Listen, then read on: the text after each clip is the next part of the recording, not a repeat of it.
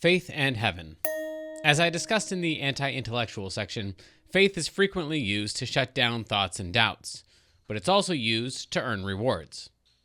Hometown heroes. I've heard atheists complain about Jesus' trip to his hometown of Nazareth, where, according to the Bible, he could not do any miracles there except lay his hands on a few sick people and heal them. Jesus then complains that the people he grew up with don't believe in him. For many, this is the proof that Jesus wasn't God. An atheist might say, if he was God, why couldn't he do his magic tricks for the people he grew up with? And if he was really without sin, wouldn't at least most of his hometown have been his most ardent fans? Why was it only the people who showed up at the very end who thought that he lived a perfect life? Admittedly, in order for Jesus to complain about how disastrously that trip went, it must have been truly the worst performance of the Jesus is Lord tour of 25 AD. But Mark and Matthew both wrote that his hometown folk seemed generally impressed by what Jesus had made of himself, even though they didn't believe he was God. More notably to me, the Bible states the reason for his loss of powers. He did not do many miracles there because of their lack of faith. Believe harder, better, faster, stronger. The more I thought about it, the more this fit with Christ's messaging that God's effectiveness is dependent on the faith of the recipient. Matthew 9:22, Jesus turned and seeing her said, "Take heart, daughter, your faith has made you well." Matthew 9:29 says, "He touched their eyes, saying, according to your faith, it will be done to you."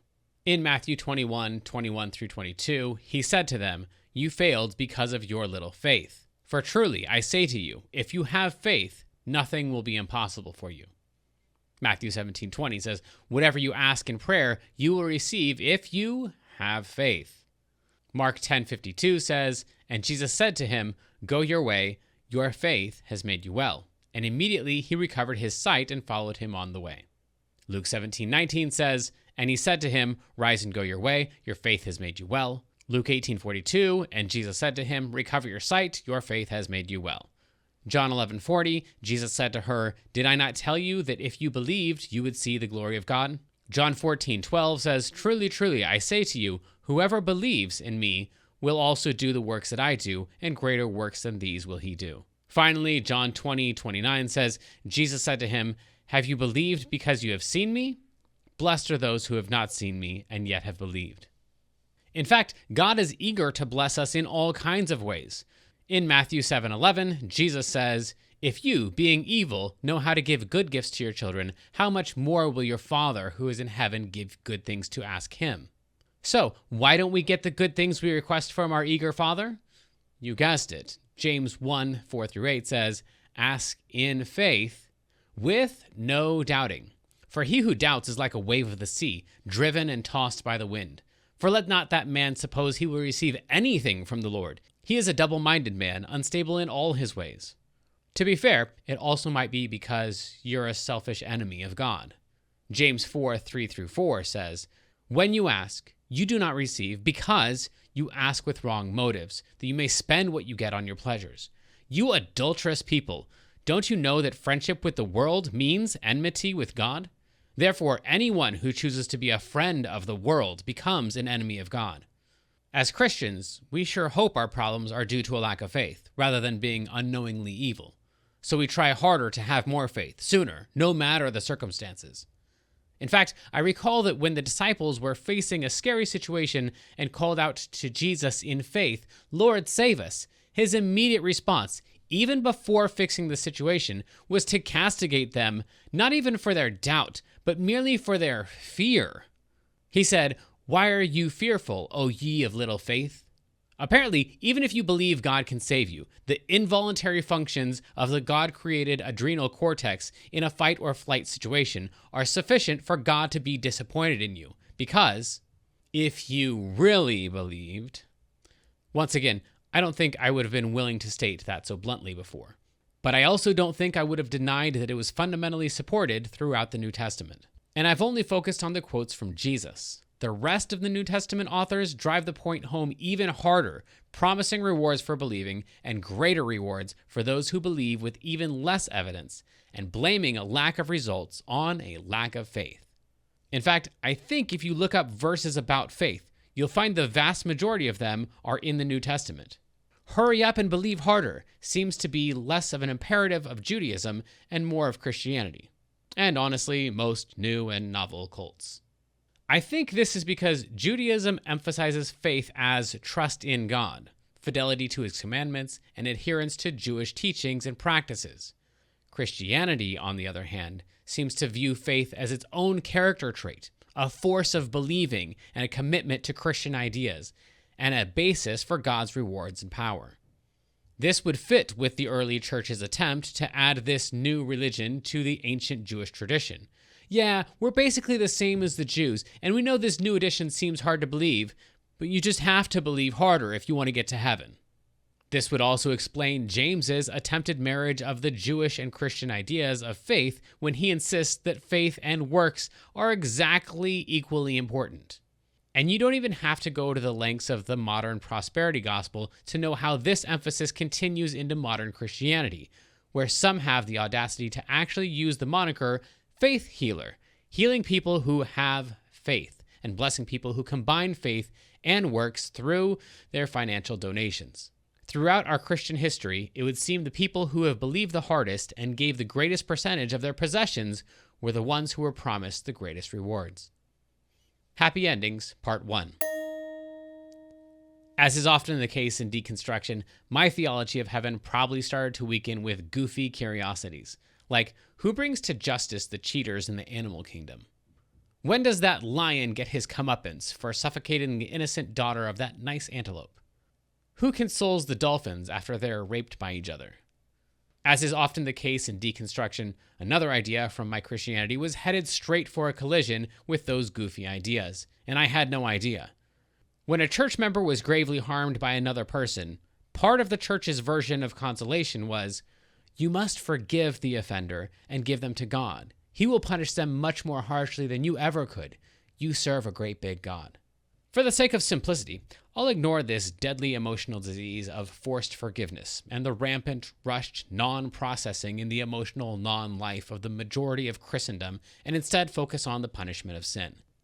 Somehow, the two ideas serendipitously floated into the train station of my consciousness at the same time, adding one more dissonance to the perpetual hum of revelations in the background of my soul these past several years.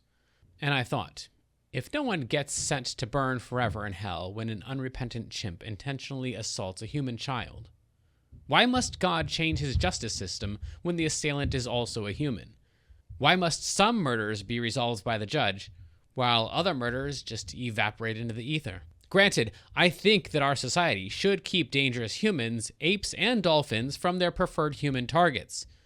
But the world makes a lot more sense when I just accept that sometimes people get away with behaving badly than when I demand the cosmic balancing of accounts and happy endings that Christendom obsesses over.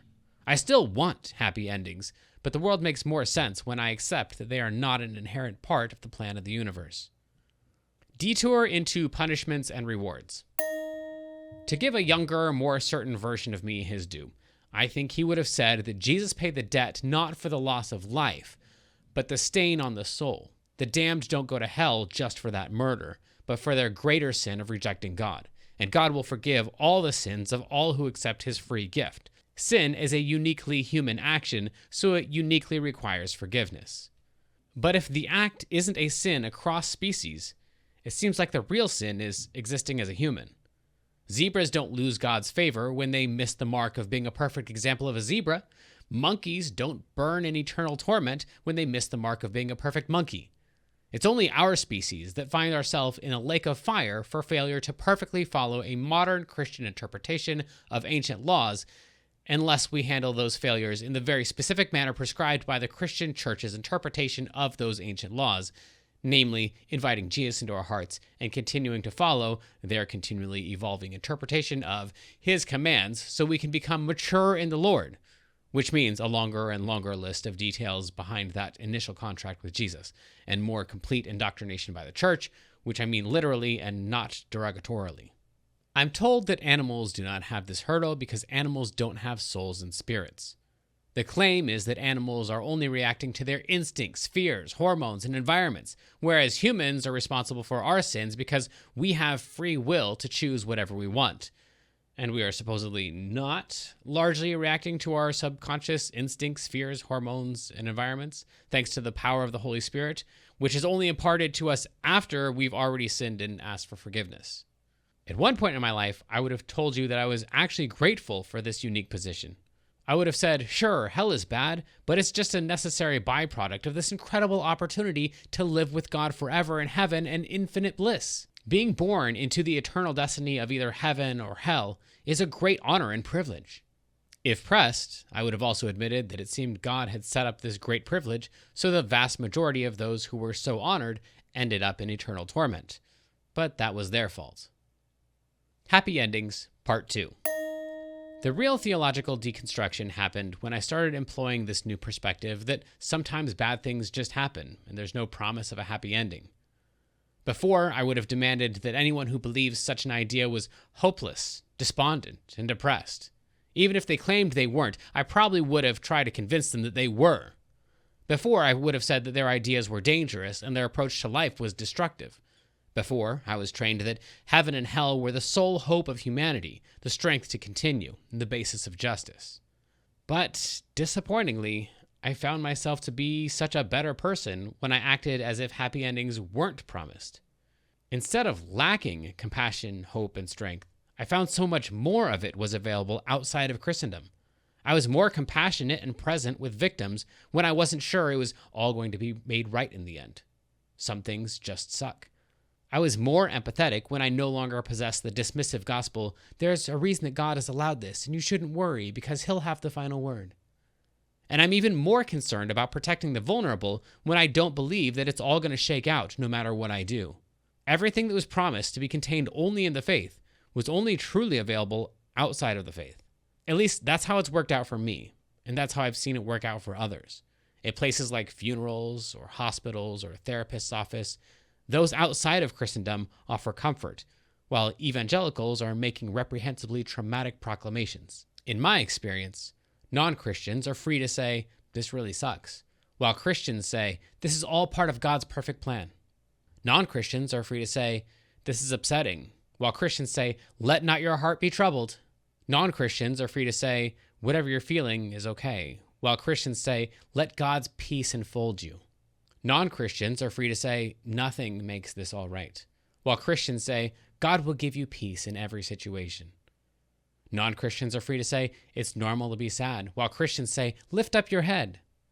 Non-Christians are free to say, this isn't fair, while Christians say, the Lord has not forsaken you. Non-Christians are free to say, it's understandable to fall apart, while Christians say, he is your rock and your fortress. Non-Christians are free to say, you can lean on me, while Christians say, God is your strength. Non-Christians are free to say, I don't know what this means, while Christians say, this will all turn out for your good. Non-Christians are free to say, it's fine to be angry, while Christians say, he will give you the grace if you humble yourself before him. Non-Christians are free to say, I'm here with you, while Christians say, God is with you. Again, these verses are hardly cherry-picked. I only stopped for the sake of space. There's hundreds or thousands more entire books of biblical promises that are used to coax people out of their normal, healthy, negative emotions. Sadly, I think most Christians think they agree with both sides of the sentiments. But as a pastor's kid, heavily involved in the church for 39 years, I feel quite confident about my generalization. You can listen to Christians and decide for yourself. Unhappy endings. For example, just attend any Christian homegoing celebration, a tellingly positive euphemism for a funeral, implying, and often stating outright, the moral failing of selfishness of anyone who dares to mourn their loss too completely instead of celebrating their loved one's gain, as if the two were mutually exclusive. Any good Christian would deny this dichotomy, but all of the dozens or maybe hundreds of Christian funerals I've attended fell into one of two categories. The first is a funeral for a non-Christian. This is a mourning. Here, the pastor spends the first 80% of the service accommodating the grief of the friends and the family, trying to skirt around the topic of the deceased's eternal damnation, but then mentioning toward the end that God is the only judge, so he's the only one who knows for sure who goes to heaven and who goes to hell.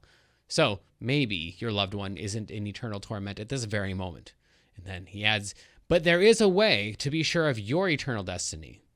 And with that, the wishes of the deceased are temporarily suspended in favor of a higher calling as the pastor leverages the death to increase the number of Christians on the planet. Now, the other kind of funeral is a funeral for a Christian. This is a celebration. Not a celebration of their life or a parade in their honor. No. This is explicitly a celebration of their death. And not because the deceased was living in pain, but because they were living at all.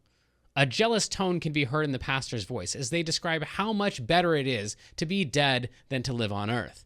And all good Christians with a godly perspective are expected to join in the longing for the grave, or to put it in Christian terms, being homesick for heaven. Since any good Christian is expected to feel out of place in the fallen world, as Paul writes in Philippians 3:18-21.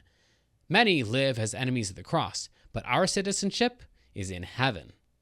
Anyone who is persistently grief-stricken by the loss of a loved one is said to be earthly minded, as opposed to true believers who are heavenly minded, and are expected to fix their unnecessary sadness by longing harder for heaven, for where your treasure is, there your heart will be also. So, the homegoing service is packed with verses of positivity and hymns of the glories after death, and it's concluded with an invitation for any non-Christians who are not in possession of such certain emotion retardants. The pastor will say something like, "This is what the deceased would have wanted, more than anything else, that you would make the choice to join them in the afterlife." Maybe they're right. I don't doubt that was part of their final wishes. That doesn't make it any less troubling. If I'm in charge of your funeral and your final wish includes shaming anyone for their feelings or selling them something in their moment of grief, I'll assume your motives were pure, but I'm just not going to do it. May you rest in peace. And if you're thinking, that's a terrible misinterpretation and abuse of those scriptures, I agree. But that's also the problem. This is how the majority of Christendom uses those verses. It's not bad people or inept Christians. It's good people, highly trained ministers wielding terrible ideas. The ideas that keep crumbling in my worldview. Or maybe you're thinking, those were the right verses and those are the correct uses for them. Maybe when you were going through a hard time, those were the beliefs and those were the verses that got you through. Well, me too. And for all I know, you're right. And that is the right way to respond. A better way to respond. Perhaps you would not have been comforted by my presence or current version of love. But I know when I'm in sorrow or trauma, I want people to just be with me in my pain, rather than fix me, change me, or convince me. So in order to be a good person, I have to be a bad Christian and avoid those better, right ways of dealing with people so I can be more compassionate and present and empathetic with them in their sorrow. I'm pretty sure Reverend Fred Rogers would have agreed. He said, "People have said, don't cry to other people for years and years, and all it has ever meant is, I'm too uncomfortable when you show your feelings. I'd rather have them say, go ahead and cry. I'm here to be with you." Note, I'm just now looking back and realizing I attended dozens of funerals as a pastor's kid, and I almost never cried, especially at a Christian funeral, even for relatives. And in the rare case that feeling did arise, I immediately felt guilty about it and quickly reassured myself that my tears were unnecessarily selfish. It seems there would be nothing more natural than grieving great loss. But even now, thanks to my 39 years of indoctrination to shut out negative feelings, it takes a conscious effort to truly acknowledge loss. Christianity keeps trying to infantilize me and stunt my emotions, like a mother at Disneyland continually replacing her child's spilled ice creams, determined to overcome reality and keep disappointment at bay for as long as the child is conscious. Hellacious Heaven, Part 1. Deferred Accountability. Obviously, the idea of heaven has plenty of positive aspects. Most compelling travesties do. First of all, it's heaven, and who doesn't love puppies and rainbows and unicorns? The Bible has a beautiful, if boring, description of life within the pearly gates. Plus, we have the inspiring ayahuasca-esque testimonies of the people who claim to have returned from heaven, though many of the church's favorite ones have admitted to being frauds. And of course, heaven has been a focal point of hope to the hopeless, reunion to the separated, and ultimate justice to the violated, for anyone who has been faithful. 2 Timothy 4:7 says, "I have fought the good fight, I have finished the race, I have kept the faith, and now the prize awaits me, the crown of righteousness, which the Lord, the righteous judge, will give me on the day of his return." Revelation 2:10 says, "Be faithful unto death, and I will give you the crown of life." Romans 4:5 says, "To the one who does not work, but trusts God who justifies the ungodly, their faith is credited as righteousness." And Deuteronomy 28, 1 through 68, I won't read the whole thing, says, "If you faithfully obey the voice of the Lord your God, he will set you high above the nations of the earth, and all these blessings shall come upon you." Admittedly, Christendom does not demand that the golden streets and crowns are necessarily literal. But, to whatever degree they're figurative, they represent something even better, even more worthy of striving than earthly rewards, even more deserving of faithful obedience. As long as believers never doubt the voice in their heads, the worst possible judgment they should expect to receive in the afterlife is having to participate in a congregational whoopsie as the good servants reminisce about all the kooky ways they mistakenly fought each other back here on earth. Regret will be neutralized, remorse will be assuaged, as God presides over the ritual with a closing benediction. "No worries, my good and faithful servants. Your treacherousness has been covered over by your immense faith. Enter into the joy of your Lord." Matthew 25:21, kind of paraphrased. But the faithless are the ones who perpetually question and reconsider. Hebrews 11:6 says, "Without faith, it is impossible to please God." Hebrews 10:38 says, "My righteous shall live by faith, and if he shrinks back, my soul has no pleasure in him." At some point, I realized that my church was using the promise of heaven to excuse some pretty destructive ways of interacting. After all, Mark 8:36 says, "What do you benefit if you gain the whole world but lose your own soul?" So, many church leaders willingly sacrifice that which is temporal for that which is eternal, coercing and shaming and deeply wounding people when necessary to speak truth and redeem the eternal destiny of their souls. As Philippians 1:18 says, all that really matters is that in every way, whether in pretense or in truth, Christ is preached. And do such Christians think they've probably made mistakes? Sure. Should that cause them to increase their caution, decrease their passion, and re-examine their crusade? Yes, but they frequently, confidently do the opposite, never at risk of responsibility for the fallout of their actions, as long as they perpetually increase their fervor in God's mission. The collateral damage is his to sort out.